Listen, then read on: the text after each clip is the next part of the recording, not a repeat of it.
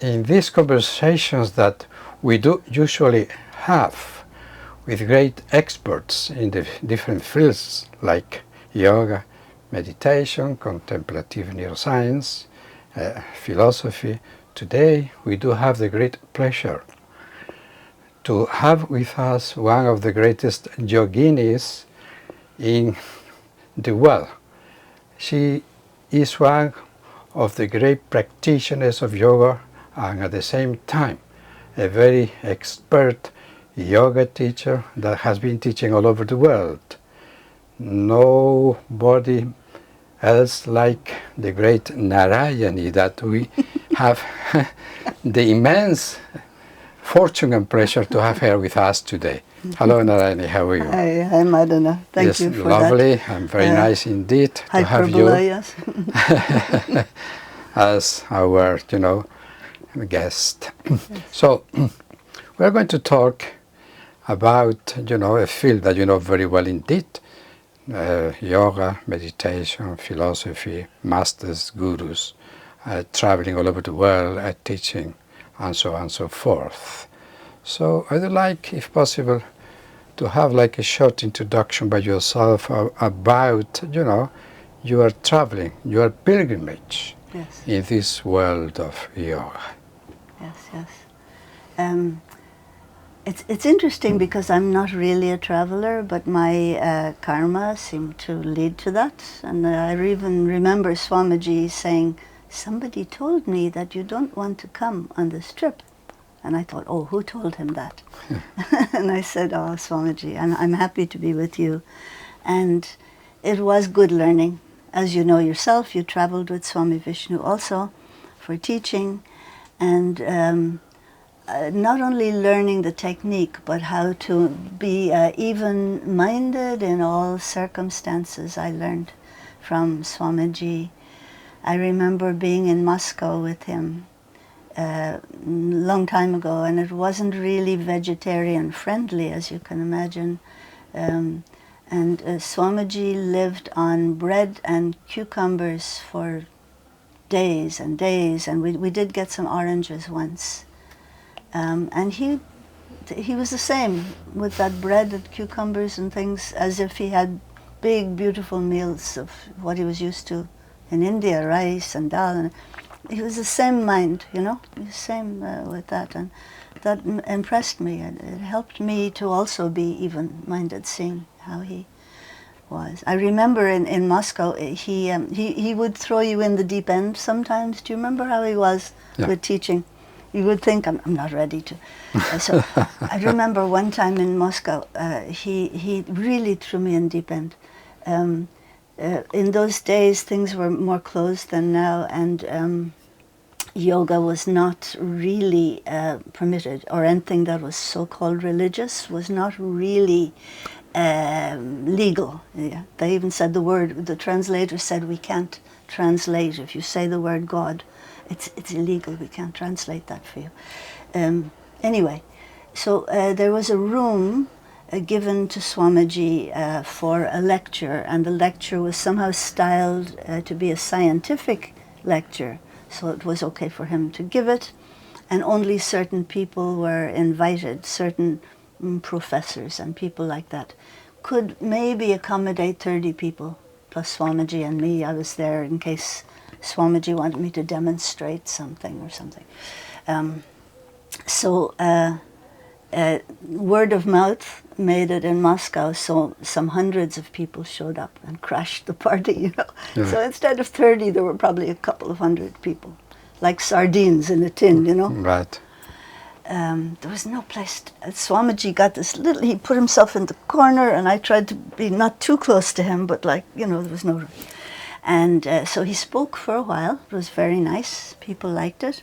And then he said, and now Narayani will give an asana class.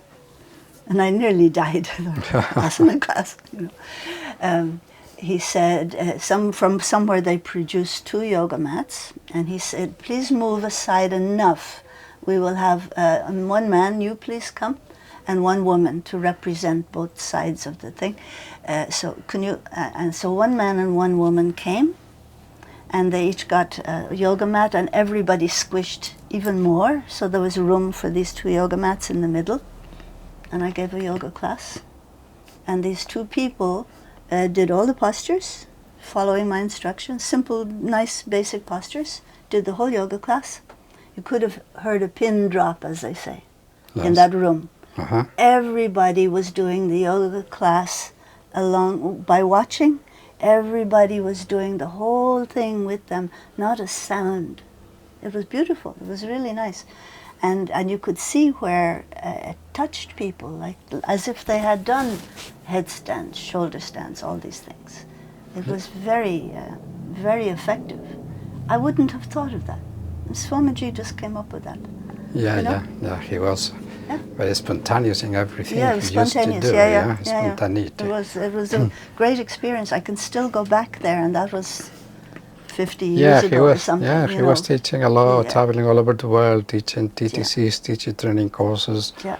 And he was very intense and very active and, Yes. you know, and very hectic and everything else. Yes. And you yourself, you were very close to him, and you did so many demonstrations all over the world, in so many, South America, United States, England, Europe, and so on and so forth. Are you going to tell? Sorry? Are you going to tell the one in the avion? Well, I prefer you to say such a thing, you know, because it's your own experience, direct experience. Yeah. Yes. Yeah, I remember when we were here in Vigo, in Galicia, Spain. Yeah.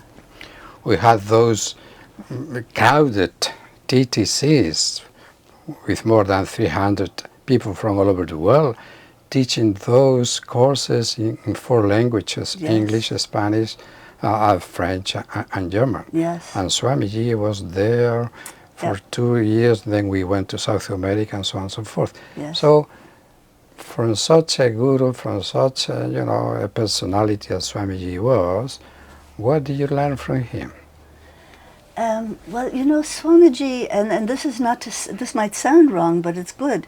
He treated everybody differently. Like my husband was kind of a rascal, my husband. And Swamiji was always screaming and yelling at him. Swamiji, Swamiji would say, Girish, don't do that, don't do that. And Girish would say, yes, Swamiji. Don't say yes, Swamiji. Yes, Swamiji, yes. And he would scream and yell at him. And that was fine, because that was my husband's personality. He took it. He knew it was love and teaching. But me, if you yelled at me, maybe I would have been crying. Swamiji never yelled at me, not once. And I'm sure I deserved it sometimes. I was a little lazy or something. He was always so soft. And I saw him treat different people in different ways as they required in order to just be able to absorb what he had to give them, So he found a way to treat each person as they needed. You yourself, you are expert in different fields of yoga, but you love asanas. You love the practice of asanas. Yes. And you teach them beautifully. You perform them more beautiful, So it's so nice to see you just when you practice in the videos and the pictures in the companion book of yoga, which was really a big success, in selling that book. So what does yoga from the point of view of the practice represents for you? At the same time, what are the benefits you can feel, and not only yourself feeling them, but according to the different investigations and studies, we know nowadays that the practice of these asanas, give a lot of benefits, so much for the mind as for the body. Yes. So could you tell something about that? Yes. There's a lot to say. Can't think of all of them, but if you live in a body, you need to move it. You need to move every part of it, really, every day. If you don't use parts, they lose their... you need to touch upon every muscle and everything every day. And so with the practice of yoga, there's a possibility of doing that without running out of time. You know, the postures are well designed. You know, if you get a nice practice, a practical thing, start with Surya Namaskar, invert the body, do some forward movements and backward movements, a little twisting, standing. You can reach every part of the body. So you bring prana to every little finger and toe and to your nose and your everywhere.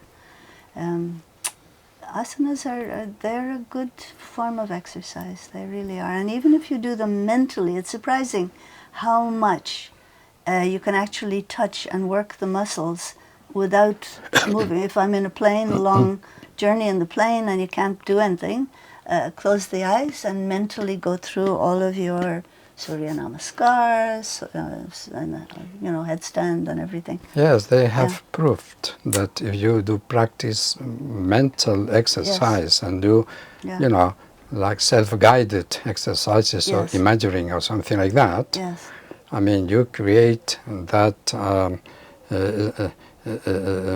that collaboration between mind and body. Exactly, yeah. And the nervous system is sending orders to the muscles. They react as though you physically were doing that. Yes. And at the same time, you can feel the reaction in your body and the benefits, and even strengthen your muscles. Yes, yes. There are many studies about that. Yes, just how to perform, even Olympic athletes. I remember reading about that. They do practice all these type of things. Yeah. So when we come to the practice of Hatha Yoga, that includes, of course, the asanas, the practice of pranayama and meditation. During the practices of pranayama yoga sadhana, what are the benefits in order for people to see us understand how important the practice of breathing exercises are? What can you say about that? Well, I think one of the main things we're trying to do in yoga is to locate the witness. We call it sakshi, the witness, consciousness. And in your practice of yoga, it does encourage, it helps you to pull back and be the witness of your own actions and your own activities, your own asanas, pranayama, meditation. And that includes the opposite, because sometimes we have bad habits and we don't even know. We might have a mental habit saying, oh, I'm stiff, I can't do that, or I'm too weak, or I'm afraid, or something. We have habits. And and through the practice, the witness consciousness comes more clear, and you can say, no, that's like an anti-asana, I'm not going to do an anti-asana, I'm going to approach the asana openly, do the best I can. It probably will be a little bit better tomorrow, and then subsequent practices I will improve. So yeah, there's that aspect. The yogi is trying to find the knower. This is what we're trying to do in our practice of yoga. We're trying to not only know about asanas and postures, we're trying to pull back enough so that we find the knower, the real me. Who am I? ¿Quién soy yo? What are your favorite reading books? Like, let's say in this field, we got, great texts like the Yoga Sutras of Patanjali, the Upanishads, the Bhagavad Gita, and so on and so forth. And of course, they shed light upon, the yogis and yoginis interested in deepening in this path. Yes. So, do you have any favorite text? Yes, there's so much that you can get buried in choice, I do read the Upanishads sometimes, and if you're trying to get an easy approach, Juan Mascaro, very Spanish one, yes. Yeah, very approachable, clear, brief but deep. That's very wonderful, One Mascaro. And also I read Eknath Eshwaran, who's very homey Indian man, and his way of sharing Bhagavad Gita, Upanishads, many practices of meditation. He's written many books. It's very, almost like talking to your mother or grandmother or father in his way, so I read him too. I like the Kena Upanishad. The Kena Upanishad says, who sends us to wander afar? Who first drives us to start on this journey? Who impels us to utter these words? I like that, especially the last sentence. Who impels us to? Who is making you, Madana, right now? Say these questions to me. And who is impelling me, you know? Yeah, that I today. like that, Kena. Yes, that is very much matching the words. It comes to my mind when I was speaking to Ramesh Balshikar in India, and he said the source, the consciousness actually is what works through you. Yeah. But it's not you. You have nothing to do. The source is responsible for everything that is going through you. Yes. No, you are only an instrument. Yes. He used to say to me anyway. Yes. Let us travel to India for a moment. You've been to India. You have been teaching there. You have been practicing there. So what about the type of yoga that in India they teach, they practice, and what about that tradition, the guru tradition, the parampara? I mean, those gurus so famous in India that they have so many followers, Yes. and they teach according to different traditions. Therefore, as you mentioned some time before when we were speaking, and as Swami Shivananda used to say, the same dress is not, valuable to fit different temperaments, different characters, different people. Yeah. So I suppose that in this case as well, the different traditions are there to suit different temperaments, different people, different searchers. Yes, yes, yes, yes. So, what is your experience in India? What do you experience with gurus? What do you think about them? There are a lot of facets to that question. It just what popped into my mind was something that Swami Chidananda said. Swami Chidananda of Divine Life Society, who followed Master Shivananda. We went to him once, and my daughter was very young. My husband and I were sitting with him. My daughter was 3 or 4 or something. And he said 2 useful things, and she's 46 now, my daughter, and she still remembers these things. She said, first of all, he said, don't focus on those little flies that fly around and bite you. Yes. Focus on the butterflies and the beautiful ones. So he says to a little child, So he's reaching down to her mind. And then he said, when you're in a room with your mommy and your daddy, you're not 3. You're always 4, because God is always there. Oh, so nice. Yeah. Oh, nice, yes. So yes. nice. Yeah, yes. yeah. He had a way of speaking, Chidananda, very intellectual, wonderful, but also simply, he said one time to me, be cheerful and fearless and free. Yes. Oh, nice. That's lovely teaching in a few words. A few words.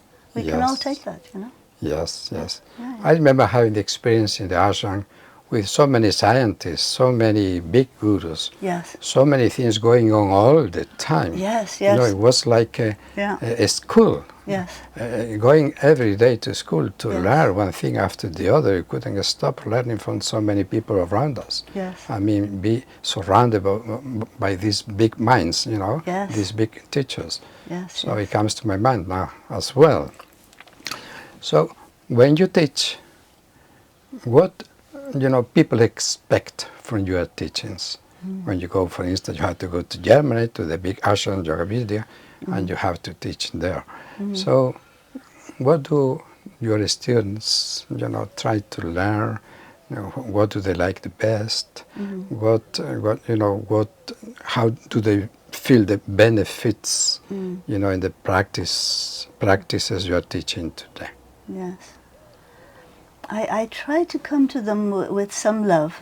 Just before the class, I mentally pray for all the students, because I might go in there and not remember anything. I don't know what I'm going to... I have a plan, but I wonder. So I pray for them. They should have a good class. And I try always to be loving. If someone comes in late and they're feeling... I try and make sure they think, don't worry, you're welcome, here's a place, sit, don't worry. And also that they don't feel competition. Yeah, that's a lovely way, in my opinion, to teach, because nowadays everything is competing. It's like stress. being a rush all the time, it's stressful. Yeah. I mean, you try to fight the stress, practicing yoga, and with stress. and you practice a very stressful way with such an attitude, this type of yoga. So I love that approach you have, I felt that with Swamiji too. I felt comfortable in the class. I felt welcome and comfortable, and if I had to go to the toilet, I could go out and come back. That kind of ease there, And so I try and give that too. Try to show things. Maybe you can do a nice scorpion or something. You show it because it inspires people, but not to make it about you, the teacher. I go in, it's not about me.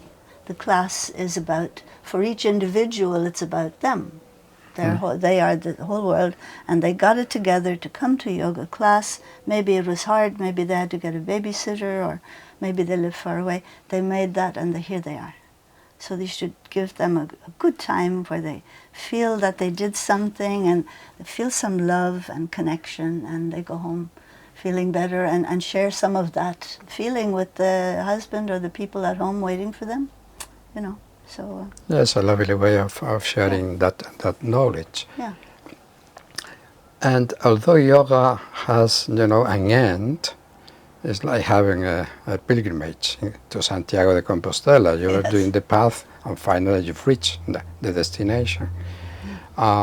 We know that yoga nowadays has a different approach. For instance, it's very much based on the body, on the well-being, on health, body-mind health, or body-mind medicine, right? So, therefore, we have here two paths as far as yoga is concerned, in my opinion. One of them is the traditional one. Yoga means, junior, or is the practice of different methods or techniques in order to reach a different to go beyond the mind, to go beyond the ego, this body-mind organism or mechanism.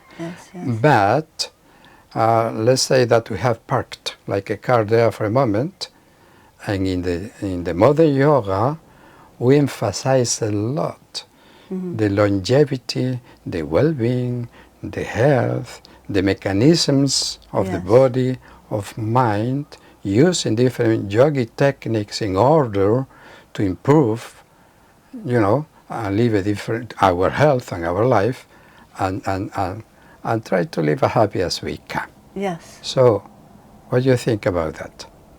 What is your opinion? That's a big one, Madonna. That was a long question. I forgot the beginning of the question. Yeah, no, just saying, there are two paths in yoga, of course. Yes, there are paths.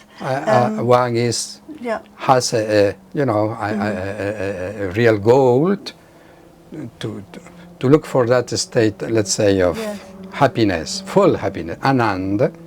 And the other one, yoga, is taken today as a practice for the well-being of body-mind. Yes. And very often that will lead to the higher one. People will start out doing yoga hoping to have better breathing or stronger muscles or whatever, a nicer looking body. And then gradually little other aspects of the practice will kind of enter into their mind. Slowly, as the body relaxes, the breathing gets better, they feel maybe a little pull. Right. to towards the meditative. So I could be Hard. entering. Yeah. So I mean, it's no harm. It's great if yoga helps you Yes, to yes. have a more beautiful body, or why not? Yeah, why not? Why not? Yes. No. Now, just to finish this lovely conversation with you, I'd like, if possible, if you feel like it, to tell us a story. This story, they hide, some knowledge. they are there just to illustrate, Yes, to give us, some light about something. Some of the I'll be very teachings. brief because I see the colleagues are pulling us for another class. I'll be brief in this story. This is from Brihad Upanishad, and it's even I think T.S. Eliot made a play called "What the Thunder Said." So in the Brihad, Brihaspati is teaching all the gods and all the humans and even all the asuras. He's teaching all these, and when they finish their lessons, their course, he says, "Da, da, da." That's why Eliot called it like the thunder, what the thunder said. So he said to the gods, "Have you understood?" And the gods said, "Yes, da." Da is damyata, be self-controlled. And Brihaspati said, "Yes, you have understood." And then he went to the humans and he said, "Have you understood?" And the humans said, "Da, data, give." And Brihaspati said, "Yes, you have understood." And then he went to the asuras and said, "Have you understood?" And they said, "Da, damyata, be compassionate." And Brihaspati said, "Yes, you have understood." And I did read, I believe it was Shankaracharya said, for the human beings, all of these things count. Yeah, so be self-controlled, give, and be compassionate. So the human being embodies not only godlike, but also asura-like. So a human being takes all of those. Takes everything. So with this thought and this, knowledge taken from this Upanishad, Yes, I really thank you very much indeed. thank you too. Thank you, Madana, for asking me. Thank you. This occasion, just to share with us your knowledge. Yes, yeah. And I really wish you all the best. Thank Thank you. you very much indeed. Om Thank Namah you. Shivaya. Om Namah Shivaya, Madana. Om.